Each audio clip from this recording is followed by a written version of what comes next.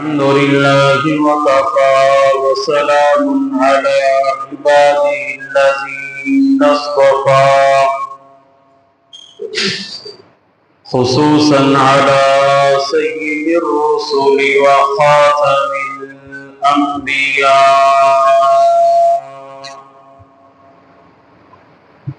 المبعوث إلى كافة للناس بشيرا ونذيرا وداعيا إلى الله بإذنه وسراجا منيرا. أما بعد فأعوذ بالله من الشيطان الرجيم. بسم الله الرحمن الرحيم.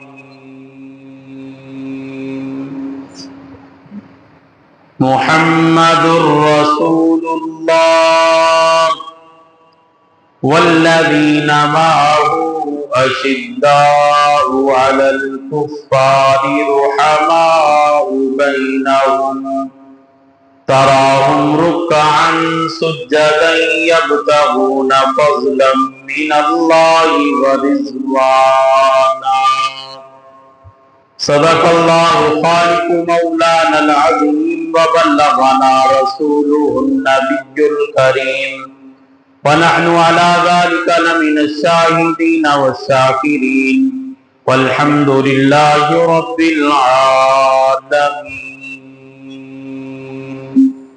سب حضرات بلند آواز سے درود پاک کی تلاوت. اللهم صل على محمد وعلى آل محمد كما صليت على إبراهيم وعلى آل إبراهيم إنك حميد مجيد. اللهم بارك على محمد وعلى آل محمد كما باركت على إبراهيم وعلى آل إبراهيم إنك حميد مجيد.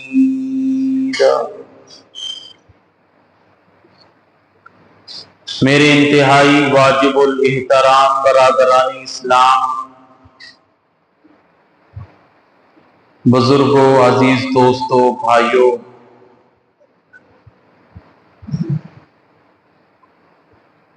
اسلامی سال کا پہلا مہینہ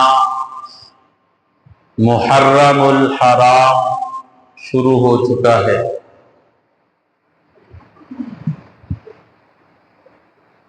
یہ مہینہ احترام والا مہینہ ہے، عزت والا مہینہ ہے، یعنی احترام والا مہینہ. قبل از اسلام یعنی اسلام سے پہلے زمانہ جاہلیت میں بھی وہ لوگ محرم الحرام کا احترام کرتے تھے. اس مہینے میں جنگ نہیں کرتے تھے. 4 مہینے ایسے انہوں نے بنائے ہوئے تھے کہ ان کے نزدیک وہ احترام والے تھے. ان میں سے ایک مہینہ یہ محرم الحرام کا مہینہ. ہمارے ہاں یہ ایک غلط فہمی مشہور ہے. ہم سمجھتے ہیں کہ محرم الحرام کا جو مہینہ ہے یہ واقع کربلا کی وجہ سے احترام والا ہے. اکثر لوگوں کے ذہنوں میں یہی بات ہے کہ یہ مہینہ کیوں احترام والا ہے؟ کیونکہ واقع کربلا ہو. حالانکہ ایسی بات نہیں ہے، ایسی بات نہیں ہے. یہ مہینہ محرم الحرام والا مہینہ یہ واقع کربلا سے پہلے کا احترام والا. بات سمجھ آ رہی ہے نا؟ واقع کربلا سے پہلے کا یہ احترام والا. نبی کریم صلی اللہ علیہ وسلم 10 محرم الحرام کا روزہ رکھا کرتے تھے. रमजान मुबारक के रोजे फर्ज होने से पहले आप और आपके सहाबाए किराम भी 10 मुहर्रम उल हराम का रोजा रखते। अभी रमजान मुबारक के रोजे फर्ज नहीं हुए। क्यों? क्योंकि ये एहतराम वाला महीना समझा जाता है। हमारे यहां जो बात मशहूर होती है ना, हम उसी को ले लेते हैं और वही समझते हैं कि यही बात इस बात की वजह से शोहरत हुई है, हालांकि वो बात नहीं होती। जिस तरह मैंने अभी बताया कि वाक़या करबला हमारे यहां मशहूर है और हम समझते हैं कि मुहर्रम उल हराम की इज्जत, इसका अदब, इसका एहतराम वाक़या करबला की वजह से है, हालांकि ऐसी बात नहीं है। जो बात हमारे यहां मशहूर नहीं है होती वो ही ठीक है। जिस तरह के 10 मुहर्रम उल हराम का रोजा रखना, ये हुजूर अलैहिस्सलाम का तरीका है, सुन्नत है। और नबी करीम सल्लल्लाहु अलैहि वसल्लम खुद रमजान मुबारक के रोजे फर्ज होने से पहले पाबंदी जो रखा करते थे, फिर रमजान मुबारक के रोजे फर्ज हुए फिर भी आप रखते थे। आपको हजरात सहाबाए किराम ने बताया, अर्ज के या रसूलल्लाह, यहूदी भी इस दिन का रोजा रखते हैं, यहूदी भी 10 मुहर्रम उल हराम का रोजा रखते हैं। हुजूर अलैहिस्सलाम ने फरमाया, आइंदा साल अगर मैं जिंदा रहा ना तो 2 रोजे रखूंगा। कितने? 2 रोजे रखूंगा, 9वीं 10वीं का या 10वीं 11वीं का, ताकि यहूदियों के साथ मुसाबहत ना हो। इबादत में भी यहूदियों के साथ मुशाबहत आपको बर्दाश्त नहीं थी। इबादत में भी आज हम जो है वो आदत में कितनी काम कर जाते हैं यहूदियों वाले। आदत में हमारा लिबास, शक्ल सूरत, बालों का डिजाइन, दाढ़ियों के डिजाइन, लोगों ने मजाक बनाना शुरू कर दिए। यहूदियों जैसी दाढ़ियां रख ली हैं, यहूदियों जैसे लिबास हैं, यहूदियों जैसे जो है वो शक्ल सूरत बना रहे। ये आदत है। हुजूर अलैहिस्सलाम इबादत में भी यहूदियों की मुशाबहत बर्दाश्त नहीं कर रहे, तो आदत में क्या बर्दाश्त करेंगे? हम आदत में भी ये सारे काम कर रहे हैं। तो मेरे भाइयों, पहली बात मैंने ये आपके सामने बयान की है कि मुहर्रम उल हराम की फजीलत वाक़या करबला की वजह से नहीं है, बल्कि वाक़या करबला से पहले, हुजूर अलैहिस्सलातु वस्सलाम की आमद से भी पहले, कबल अज इस्लाम से भी पहले ज़माने जालियत, उसमें भी लोग इस महीने का अदब एहतराम करते थे। फिर हुजूर अलैहिस्सलाम ने भी इस महीने का अदब एहतराम किया और इज्जत वाला महीना करार दिया और इसकी 9वीं 10वीं का रोजा रखने का आपने तरीका जो है वो बतलाया। तो 9वीं 10वीं का रोजा रखना ये इबादत है। इसके अलावा सारे खराफात हैं, बिदआत हैं, दूसरे काम हम कर रहे हैं जो इस्लाम में जिनका तसव्वुर ही नहीं। बहुत सारे गलत काम, गलत तरीके इस महीने में राइज हुए। जैसे ये महीना शुरू होता है, आपने देखा होगा, जैसे ये महीना शुरू होता है लोग पानी भर के टब बना के मीठे पानी वो रोडों पे खड़े हुए हैं, खुद भी पी रहे, लोगों को भी पिला रहे। अब ये पानी क्यों? जी हजरत इमाम हुसैन रजी अल्लाह तआला वाक़या करबला में प्यासे रहे थे। भाई ये तो कोई इश्क ना हुआ, ये तो कोई मोहब्बत ना हुई। वो प्यासे रहे और तुम पानी नहीं, मीठे पानी, शरबत वो पी रहे। इश्क तो ये है ना कि वो प्यासे रहे, तुम भी प्यासे रहो। इश्क तो तब बनता है कि नहीं? ईमानदारी से बताओ, इश्क तब पूरा होता है ना कि अगर इश्क करना है, मोहब्बत करनी है, उनकी अदा को जिंदा रखना है, तो फिर प्यासे रहो ना, रोजे रखो, रोजे रखो। ये तरीका इस्लामी नहीं है। अगर ये तरीका होता तो हजरत उस्मान कितने दिन प्यासे रहे? पिछले जुमे मैंने बताया था कितने दिन? 40 दिन। कितने दिन? 40 दिन प्यासे रहे। वो शहीद हो गए। اس وقت ہوتا تو باقی صحابہ اکرام حضرت علی موجود تھے, حضرت حسن حضرت حسین موجود تھے, باقی صحابہ اکرام موجود تھے, وہ بھی پھر پانی بانٹتے. کسی نے بانٹا؟ بولو, کسی نے نہیں بانٹا, کسی نے پانی نہیں پلایا. یہ ایک غلط طریقہ رائج ہم نے کر لیا ہے جو شریعت میں نہیں ہے, اسلام میں نہیں ہے. بہت سارے لوگ اس پہ لگے ہوئے ہیں, بس شربت کے شربت بنا کے خود بھی پی رہے ہیں, لوگوں کو بھی پلا رہے ہیں. یہ حضرت امام حسین 3 دن پیاسے رہے. بھائی پیاسے رہے تھے تو پیاسے رہو نا.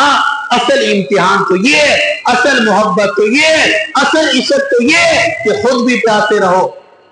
اس پانی کی وجہ سے نا کئی لوگ روزہ بھی نہیں رکھتے. یہ پانی پیئیں گے, جی جوس پیئیں گے, بازار سے بڑا پانی تقسیم ہو رہا ہے, یہ پانی لاچ کے پیئیں گے, دودھ پیئیں گے, بڑی بڑی چیزیں مل جانی ہیں. حضرت امام حسین پیاسے رہے. اور اللہ کے بندو, یہ کوئی عشق ہے؟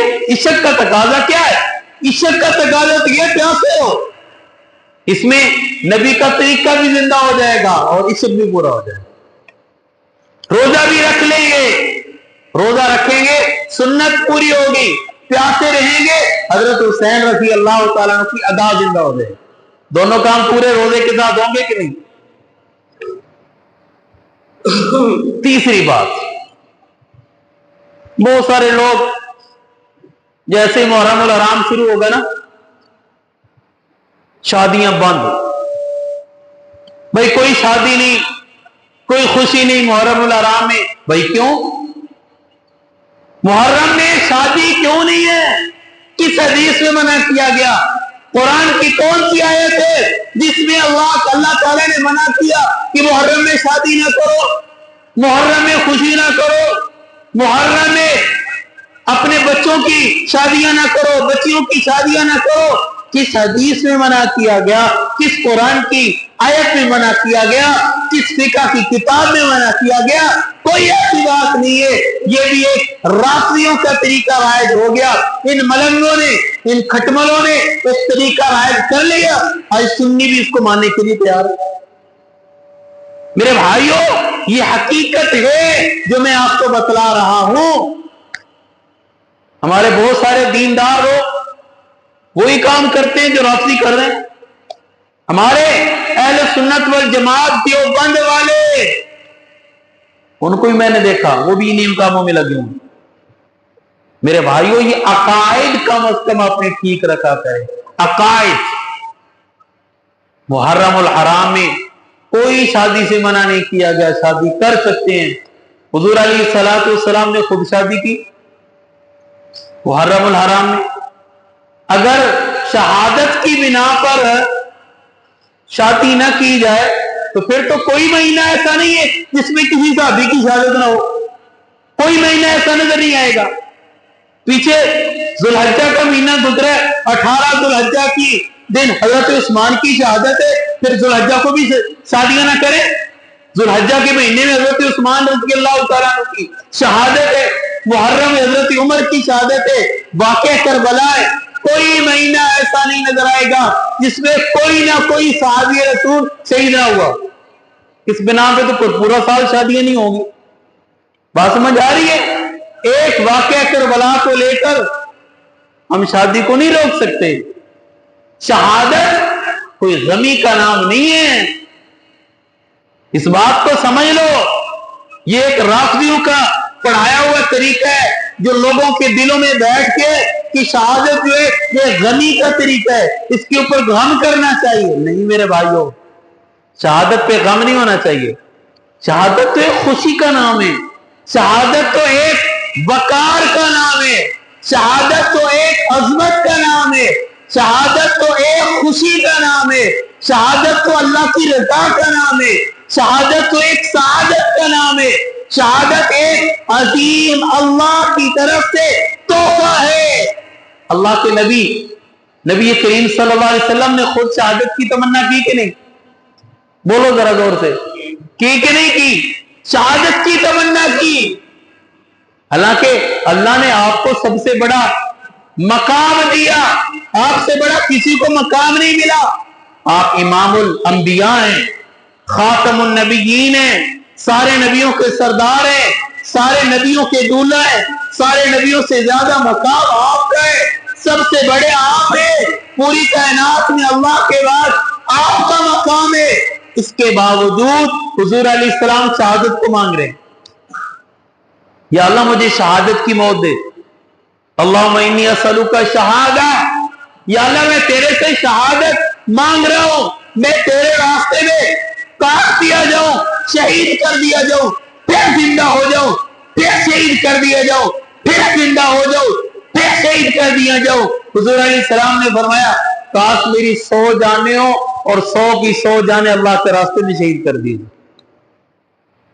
تو شہادت تو ایک مقام ہے، یہ کوئی رونے کا مقام نہیں ہے کہ اس پہ ماتم کیا جائے، اس پہ گریبانوں کو پھاڑا جائے، اس پہ نواب بازی کی جائے، اس پہ وویلا کیا جائے۔ میرے بھائیوں، شہادت تو ایک انعام ہے جو اللہ ہر ایک کو نہیں دیتا۔ صحابہ کرام اپنی ماں سے جا کے کہتے تھے اماں جی دعا کرنا میں اللہ کے راستے میں شہید ہو جاؤں۔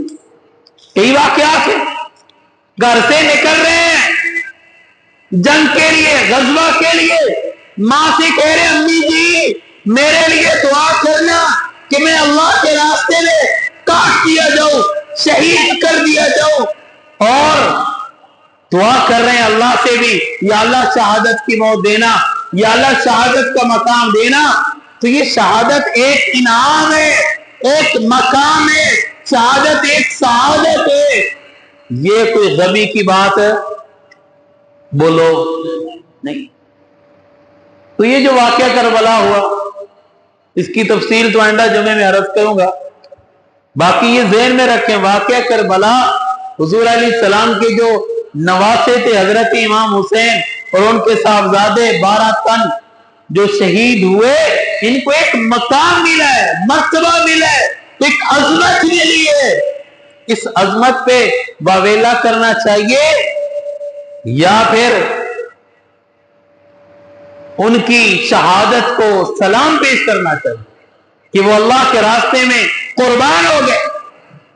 تو میرے بھائیوں، اس مہینے میں جتنی خرافات ہیں، جتنی بدعات ہیں، ہم نے ان سے بچنا ہے، سمجھ آ رہی ہے؟ ان سے پرہیز کرنی ہے۔ تو یکم محرم الحرام حضرت فاروق اعظم رضی اللہ تعالیٰ عنہ کی شہادت کا دن، شہادت کے حوالے سے 2-3 باتیں کروں۔ حضرت فاروق اعظم رضی اللہ تعالیٰ عنہ 22 لاکھ مربع میل کو فتح کرنے والے، 22 لاکھ مربع میل پر آپ نے حکومت کی، اسلام کا بول بالا کیا اور اسلام کو پھیلایا۔ یہ کیسر و کسرا جیسے سپر پاور طاقتور کہلانے والے ملک، ان کو حضرت عمر رضی اللہ تعالیٰ عنہ نے فتح کیا۔ اور اسی طرح فلسطین، عراق، یہ سارا علاقہ حضرت فاروق اعظم رضی اللہ تعالیٰ عنہ نے فتح کیا۔ یہ بیت المقدس کو حضرت فاروق اعظم رضی اللہ تعالیٰ عنہ نے آزاد کروایا عیسائیوں سے۔ تو یہ حضرت امیر المؤمنین کی بڑی خدمات ہے، بڑی قربانی ہے، بڑے ان کے جو ہے وہ کارنامے ہیں۔ حضرت فاروق اعظم رضی اللہ تعالیٰ عنہ کی عمر جب 63 سال کے قریب ہو گئی تو حضرت فاروق اعظم رضی اللہ تعالیٰ عنہ ایک دن بیٹھے ہوئے اور اپنے سر کو نیچے جھکایا اور کہا اے عمر تو بوڑھا ہو چکا ہے، تیری جوانی چلی گئی، شباب ختم ہو گیا، بال سفید ہو گئے اور کمر جھک گئی اور ہاتھوں میں کبکبی آ گئی، اور کہنے لگے یا اللہ عمر کی عمر نبوی پوری ہو گئی، یا اللہ عمر کی عمر نبوی پوری ہو گئی۔ مطلب یہ کہ عمر کی عمر جو حضور علیہ السلام کی 63 سال عمر تھی وہ عمر کی بھی پوری ہو گئی، یا اللہ جانے کا وقت ہے، مجھے بھی نبی کے ساتھ ملا لیجئے۔ شب جمعہ ہے، حضرت عمر رات کو سوتے ہیں، رات کو حضور علیہ السلام کا خواب میں دیدار ہو جاتا ہے، ساتھ صدیق اکبر بھی آئے اور حضرت عمر کہتے ہیں، عرض کرتے ہیں یا رسول اللہ میری عمر پوری ہو چکی، بوڑھا ہو گیا، شباب ختم ہو گیا، مجھے بھی اپنے پاس واپس بلا لیجئے۔ حضور علیہ السلام نے فرمایا اے عمر اب تو آنے والا ہے، پھر بعد میں ایک خواب دیکھتے ہیں، ایک مرغے کو دیکھا جو حضرت عمر پہ حملہ کرتا ہے، 3 بار حملہ کرتا ہے، حضرت عمر خواب میں زخمی ہو جاتے ہیں، یقین ہو گیا کہ شہادت قریب ہے۔ حضرت عمر رضی اللہ تعالیٰ اپنی عدالت میں دارالخلافہ میں بیٹھے، ایک ایرانی شخص، مجوسی شخص جس کا نام ابو لولو فیروز ہے، وہ آیا اور آ کر اپنے مالک کی شکایت کر رہا ہے۔ حضرت مغیرہ بن شعبہ رضی اللہ تعالیٰ عنہ کی شکایت کر رہا ہے کہ میرا جو مالک ہے میرے سے ٹیکس زیادہ لیتا ہے، آپ اسے سمجھائیے کہ میرے سے ٹیکس تھوڑا لیا کرے۔ حضرت عمر رضی اللہ تعالیٰ نے پوچھا کام کیا کرتا ہے؟ جی کام تو بڑے کرتا ہوں، سنارے والا کام بھی کرتا ہوں، لوہے کا کام بھی کرتا ہوں، پتھروں کا کام بھی کرتا ہوں، اور پتھروں سے جو ہے پتھروں کو تراش کے اور بہت سارے کام جو ہے ان پتھروں سے بھی کرتا ہوں۔ آپ نے فرمایا تیرے پاس ہنر بہت زیادہ ہے، تو جو تیرا مالک تیرے سے ٹیکس لے رہا ہے وہ ٹھیک ہی لے رہا ہے، اس کی شکایت کرنے کا تو حقدار نہیں ہے۔ اللہ اکبر۔ حضرت عمر رضی اللہ تعالیٰ اس کو کہنے لگے تو جو پتھروں سے چکیاں بناتا ہے، ایک چکی دارالخلافہ کے لیے بھی بنا دے تاکہ اس سے لوگ فائدہ حاصل کریں، وہ چکی بنا دے۔ یہ ابو لولو ایرانی مجوسی کہنے لگا امیر المومنین ایسی چکی بنا کے دوں گا کہ لوگ یاد رکھیں گے۔ حضرت فاروق اعظم رضی اللہ تعالیٰ فرمانے لگے یہ مجوسی مجھے قتل کی دھمکی دے کے گیا۔ حضرت امیر المومنین فراست والے تھے نا، ذہین انسان تھے، 22 لاکھ مربع میل کو فتح کرنے والے تھے، وہ انسانوں کی رگوں کو نہ سمجھتے ہوں گے۔ فرمایا مجھے قتل کی دھمکی دے کے گیا ہے۔ صحابہ کرام نے کہا امیر المومنین حکم دیجیے ہم اس کو قتل کر دیں۔ فرمایا ابھی اس نے جرم کیا نہیں، جرم سے پہلے ہم سزا کس طرح دے سکتے ہیں؟ اللہ کیسا انصاف تھا، جرم کیا نہیں اس نے، جرم سے پہلے ہم سزا نہیں دے سکتے۔ حضرت امیر المومنین فاروق اعظم رضی اللہ تعالیٰ 27 ذی الحجہ کی صبح کی نماز میں آپ تشریف لائے۔ حضرت عمر رضی اللہ تعالیٰ نے اللہ سے دعا بھی مانگی تھی۔ حدیث مبارکہ میں اللہم انی اسألوکا شہادتا فی سبیلک فی بلد رسولک، یا اللہ تیرے راستے کی تیرے سے شہادت بھی مانگتا ہوں اور مدینہ شہر کی شہادت مانگتا ہوں۔ صحابہ کرام بڑے پریشان تھے کہ حضرت عمر شہادت بھی مانگ رہے ہیں اور مدینہ بھی مانگ رہے ہیں، مدینہ میں آپ کو کون شہید کرے گا؟ سارے مسلمان رہتے ہیں، آپ کا کون دشمن ہے جو آپ کو شہید کر دے؟ حضرت فاروق اعظم رضی اللہ تعالیٰ عنہ صبح کی نماز پڑھانے کے لیے مسجد میں تشریف لائے، اور صبح کی نماز آپ مصلی پہ کھڑے ہوئے، آپ نے قرات شروع کی۔ یہ مجوسی ایرانی ابو لولو فیروز یہ پہلی صف میں خنجر لے کے کھڑا ہو گیا۔ اس وقت تو لائٹیں نہیں تھی، دیے جلتے تھے، اس سے کتنی کی روشنی ہوتی ہوگی، اندھیرا ہوتا تھا، مسجد بھری ہوئی ہے، صحابہ کرام موجود ہیں، صفیں بنی ہوئی ہیں۔ یہ ایرانی مجوسی حضرت عمر پہ حملہ کر دیتا ہے اسی خنجر سے جس پہ زہر لگا ہوا ہے، دونوں طرف بھاری ڈار ہے، 3 دفعہ حملہ کرتے ہیں۔ حضرت عمر رضی اللہ تعالیٰ گر پڑتے ہیں، کانپنے لگتے ہیں۔ حضرت عبد الرحمن بن عوف کو اشارہ کیا، وہ پیچھے کھڑے تھے، ان کو آگے اشارہ کیا، وہ مصلی پہ آگے۔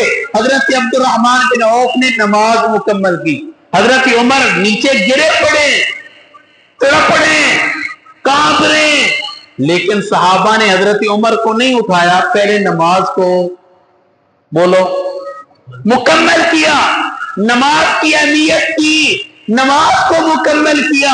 حضرت عبد الرحمن بن عوف نے نماز پڑھائی۔ یہ جو ایرانی مجوسی ابو لولو فیروز تھا، یہ صفے چیرتا ہوا پیچھے جا رہا ہے اور صحابہ کرام پہ حملے کرتا جا رہا ہے۔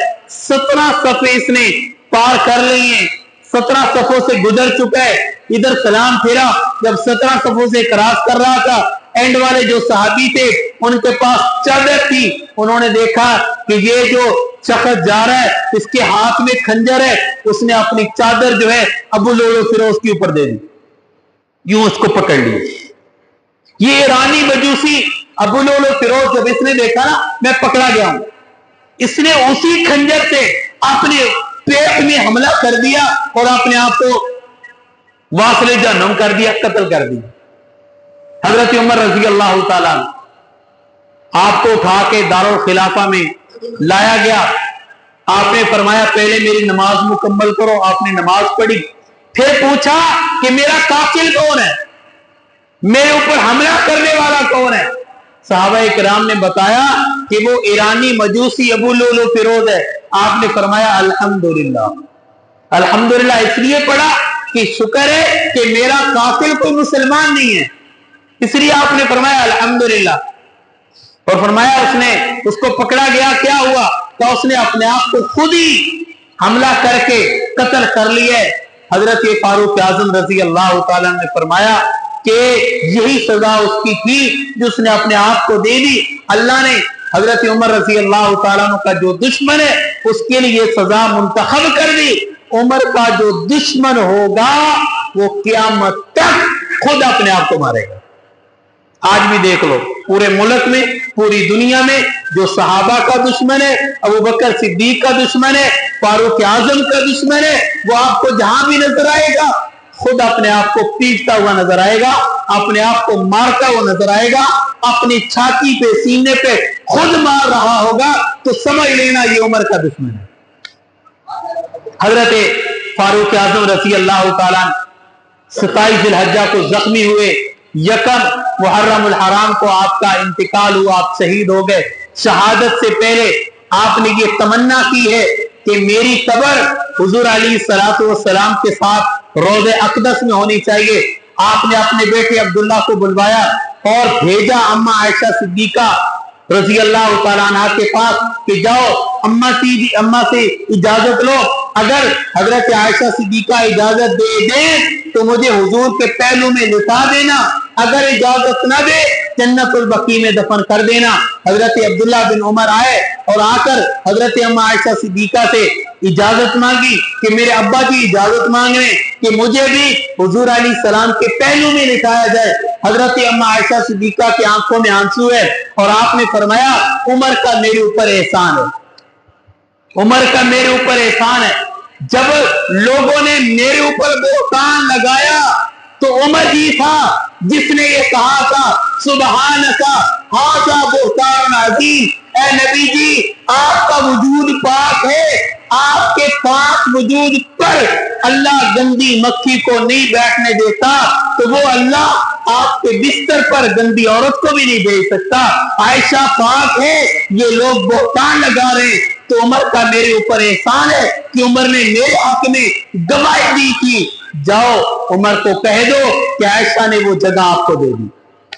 हजरत उमर रजी अल्लाह ताला वो रोज़े अक़दस में जो मेरे नबी का रोजा है, जो मेरा ईमान है, आपका भी ईमान होना चाहिए, वो रोजे की जगह जन्नत से भी आला है। जोर से कह दो, वो रोजे की जगह जन्नत से भी आला है। जहां मेरे नबी आराम फरमा रहे, अबू बकर सिद्दीक दाईं तरफ है, बाईं तरफ उमर है। मैं यूं कहा करता हूं जिस तरह कुरान दो गत्तों के दरमियान है, इसी तरह मेरे नबी रोजे में दो सच्चों के दरमियान है। तो मेरे उमर हजरत उमर रजी अल्लाह ताला उस जन्नत के अंदर रोजे अक़दस के अंदर जहां मेरे नबी आराम फरमाए, मेरे भाइयों जहां का खमीर होता है वहीं पे पहुंचता है, जहां की मट्टी होती है वहीं पे जाकर पहुंचती है। कोई पंजाब की मट्टी किसी की है, किसी की सिंध की मट्टी है, किसी की पाकिस्तान की, किसी की हिंदुस्तान की, किसी की मक्का शरीफ की, किसी की मदीना शरीफ की। वो पैदा तो पाकिस्तान में होता है, मट्टी मदीना की, और वहां जाके दफन होता है। हो रहे हैं लोग कि नहीं हो रहे? पैदा पाकिस्तान में और दफन मदीना शरीफ में हो रहा है। मेरे भाइयों इसी तरह मिन्हा खलकनाकुम व फिहा नुईदुकुम व मिन्हा नुखरिजुकुम तारतन उखरा। इस आयत में भी अल्लाह ये फरमा रहे हैं कि जहां की मट्टी वहां जाकर पहुंचती है। हजरत उमर, हजरत सिद्दीक अकबर की मट्टी जन्नत की थी। सब कह दो किसकी मट्टी थी? जोर से बोलो, कहां की मट्टी थी? जन्नत की थी, और जन्नत में जाके पहुंच गई। तो ये जन्नती रूह थी, जन्नती लोग थे जो जन्नत में जाके दफन हो गए। मेरे भाइयों, ये हजरत फारूक आज़म है जिनकी शहादत यकम मुहर्रमुल हराम को ही। अल्लाह तबारक व तआला हमें सहाबा इकराम की कुर्बानियां, उनकी अजमत, उनकी शान की कदर करने की तौफीक नसीब फरमाए। वाखिर